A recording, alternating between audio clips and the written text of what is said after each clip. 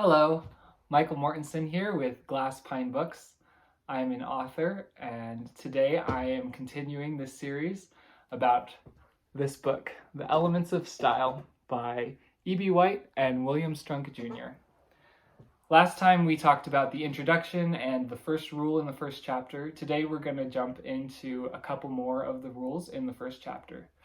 All four of these rules that we're going to talk about are rules about commas. So why don't we get started? The first of these rules is the Oxford comma rule.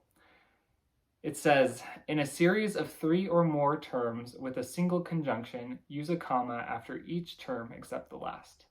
So when you have a list, like red, white, and blue, make sure you have a comma after the first and second word. So red, comma, white, comma, and blue. When you have a list of words and you don't put in that last comma, which is called the Oxford comma, you can end up with some confusing ambiguity. If you Google online Oxford comma memes, there are some pretty funny examples of what can happen if you don't distinguish that the last two elements in a list are actually different. So that's the first rule. The second comma rule here says enclose parenthetic expressions between commas. Now, this rule gets a full 3-ish pages here of real estate in this book, which is an impressive amount of real estate. And it's pretty much all to say that if there's a part of your sentence that you could pull out and the sentence would still work, would remain intact, you have a subject and a verb, then that's a parenthetical, and you can offset it with 2 commas, one on either side. So an example, Marjorie's husband, comma, Colonel Nielsen, comma, paid us a visit yesterday. And he gets into some of the weeds about this rule. There's a part where he talks about how words like which and that and when play into it. It talks about restrictive and non-restrictive clauses. Essentially, it all comes down to, could you pull it out of the sentence? If you could pull it out of the sentence, then put your commas on it. So that's the rule number 3 in the book, but 2 for what we're talking about today. Yes. Cool. Rule number 4, which is rule number 3. Didn't know we were going to have math today, but here we are. It says, place a comma before a conjunction introducing an independent clause. This is the fanboys rule.